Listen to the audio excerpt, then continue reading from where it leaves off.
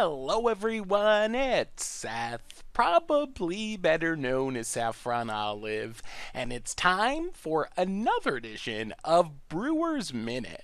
So, as you know, Guilds of Ravnica has been fully spoiled, which means, as per tradition, it is time for us to talk about some modern combos, janky modern combos, from Guilds of Ravnica for the modern format. So that's our plan for today. We have 8 modern combos to break down. Like usual, no deck list, so if you have any ideas of how to take advantage of these combos, make sure to leave a link in the comments. Maybe with our powers combined, we can come up with some really sweet, really janky modern decks based around these new Guilds of Ravnica combos. So a super quick reminder before we break down 8 Guilds of Ravnica combos for modern.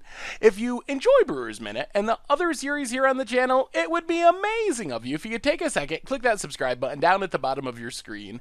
It's a great way to support the channel and the site for free. So let's talk modern combos from Guilds of Ravnica. Starting off at number 8 on our list, we have Trostani Discordant, a card that probably doesn't really ring out as a combo card. However, if you combine it with Humble Defector, this one might be a bit of a stretch, but you have a Humble Defector that you can tap to draw 2 cards. Your opponent gains control of it, but then guess what? At the end step, you get it back. So then you can just tap it to draw 2 more cards. You basically just have a 2-drop that can tap to draw 2 cards every turn. What's better than drawing cards? So obviously, this isn't a game-breaking combo. There are some other creatures that donate themselves to your opponent, but most of them, like Sleeper Agent, have drawbacks. So this was the best I could come up with for comboing with Trostani, but still, drawing cards is pretty sweet. So even though it isn't going to win you the game, it's a kind of neat synergy and way to take advantage of Trostani Discordant,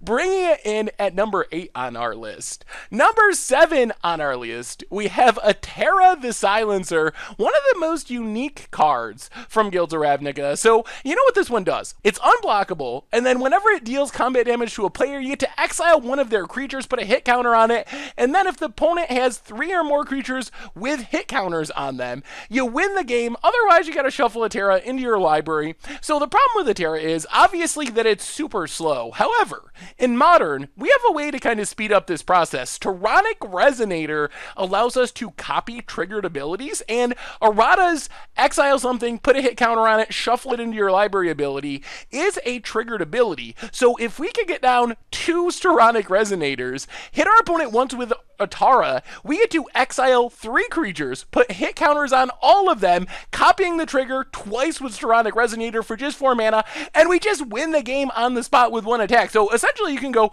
turn 2 Erratic Resonator, turn 3 Erratic Resonator, turn 4 Atara, turn 5 attack, double copy the trigger, game over, Atara, hit counter win in Modern, which brings it in at number 7 on our list. Number 6 on our list, we have Omnispell Adept. So Omnispell Adept, the wizard that you can pay 3, tap it to cast an instant or sorcery from your hand without paying its mana cost. Well, if you can add in Gilded Lotus and Paradox Engine, you just go infinite. You use the 3 mana from Gilded Lotus to activate Omnispell Adept, cast something sweet from your hand, untap Omnispell Adept and Gilded Lotus with Paradox Engine when you cast a spell, which means then you can do it again, and if you throw some card draw spells into the mix as the cards that you're casting, then you just play your entire deck and win the game. Obviously, you can go really crazy with Enter the Infinite, Overflowing Insight, but even just Glimmer of Geniuses, Anticipates, anything to keep drawing you more cards, so you have more spells to cast with your Omnispell Adept, so you have more ways to untap everything.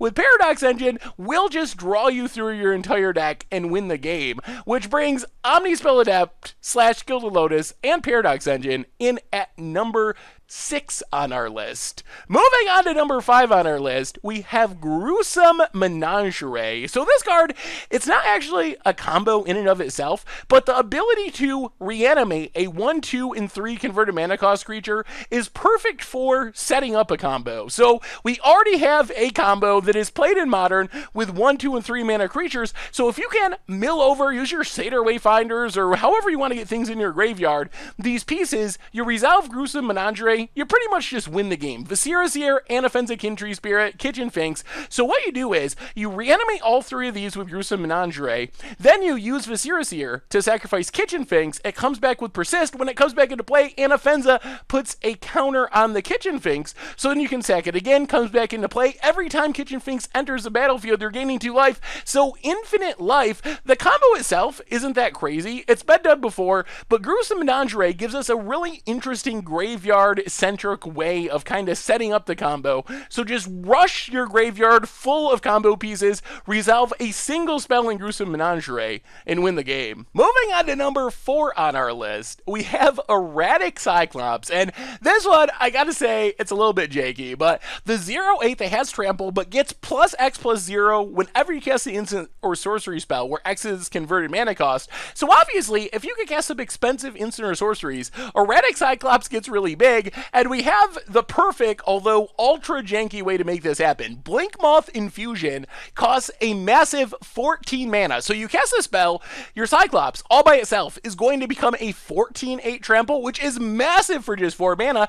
The trick is, Blink Moth Infusion has affinity for artifacts. Its effect just untaps all your artifacts, but if you play a bunch of mana rocks, a bunch of other cheap artifacts, you can potentially cast Blink Moth Infusion for just 2 mana, not even including untapping all your mana rocks, and then you can also just like remand Blink Moth Infusion and do it again for 2 more mana, and you end up having just the most massive, like 28 powered Erratic Cyclops. Thoughtcast works as well, not to really combo kill, but to churn through your deck since you're playing artifacts, and giving your Erratic Cyclops +5 +0 for just 1 mana is a pretty good deal as well. So Erratic Cyclops, play a bunch of artifacts, Blink Moth Infusion, make it big, one-shot your opponent, brings Erratic Cyclops combo in at number 4 on our list. Number 3 on our list, we have the MTG Goldfish spoiler card, Experimental Frenzy, and you probably heard me talk about this one before, but I really love this combo. So Experimental Frenzy makes it so you can basically play cards off the top of your library, but you can't play cards from your hand,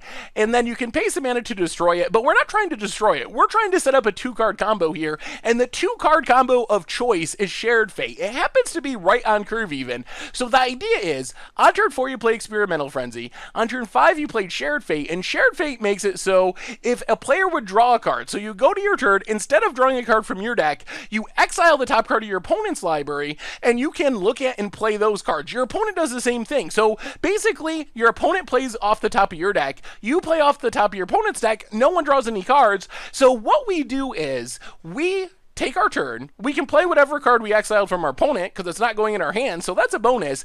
Then we just play cards off the top of our deck until we get a land on top of our deck.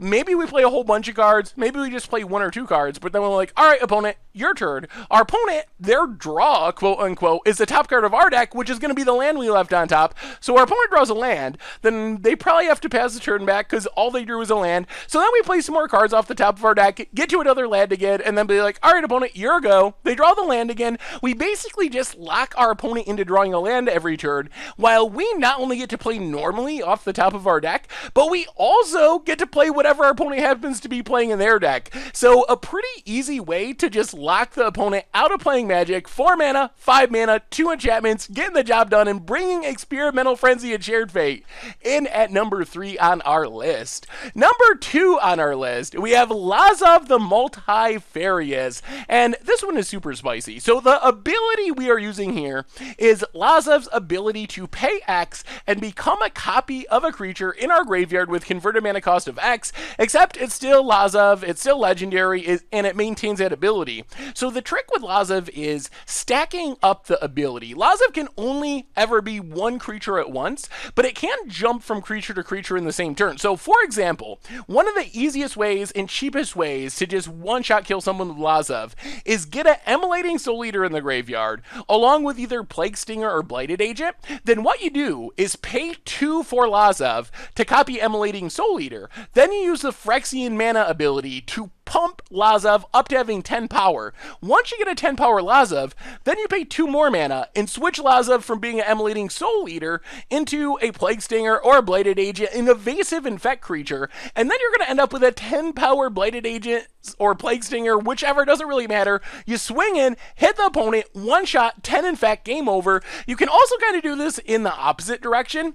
You can use Lazav to become a copy of Vector Asp for 1 mana. Then you use Vector Asp's activated ability to give Lazav, which is a Vector Asp infect. Then you switch it to Emulating Soul Eater, and then you have an Emulating Soul Eater, which has infect because that ability carries over from when it was a Vector Asp. Then you do the pumping, get it up to 10 power, one-shot your opponent with a massive infecting Emulating Soul Eater. So Lazav, there's a couple different ways for not much mana that you could just set up a one-shot kill pretty early in the game if you get the right creatures in the graveyard, which brings it in at number 2 on our modern combo list. Number 1 on our list, we have Runaway Steam-Kin. So Runaway Steam-Kin, the crazy 2-drop where whenever you cast a red spell, you put a counter on it as long as it has less than 3 counters. Then you can remove 3 counters and add 3 red mana. So the plan of this is actually really insane. With Runaway Steam-Kin and the right hand, you could get a turn 1 kill. Turn 1 kill in the modern format. So here's how it works. First off, we have Runaway Steam-Kin. We use a land, probably a mountain, along with a Simian Spirit Guide to cast our Runaway Steam-Kin. So we have Steam-Kin on the battlefield. Then we need 3 copies of Pact to the Titan. So we cast one, we get a 4/4 red giant. We cast another one, we get a 4/4 red giant. We cast another one, we get a third 4/4 red giant token. And that also puts 3 counters on Runaway Steam-Kin. So we have a 4/4 Steam-Kin, but we also have the ability to make 3 red mana. And this is happening on turn 1. So the last piece of the puzzle is we use that mana, remove the counters, and cast a Bushwhacker. Goblin Bushwhacker, Reckless Bushwhacker. That is going to give all of our team haste and pump them +1/+0. And this leaves us with a Runaway Steam-Kin that can hit for 3 damage. It leaves us with 3 5/4 tokens from all of our Pact of the tokens, which is 18 damage, plus 2 damage from either of the Bushwhackers, whichever one we cast, because there'll be a 2/1 with haste until end of turn. That adds up to exactly 20 damage on turn 1, our opponent not even getting a chance to do anything. So Runaway Steam-Kin, get it on the battlefield, cast those Pact of the Titans, kick a Bushwhacker, and then you just win the game on turn 1. It's as simple as that. And winning the game on turn 1 brings Runaway Steam-Kin in at number 1 on our modern combo list from Guilds of Ravnica. So let me know what you think. Do you have any ideas of how to fit these combos into decks? Did I miss any sweet combos for modern or synergies for modern from Guilds of Ravnica? Fill me in the comments. Thank you so much for watching. I hope you enjoyed the video, and I will talk to you soon. Thanks for watching the video. If you enjoyed it, help us out by clicking that like button down below.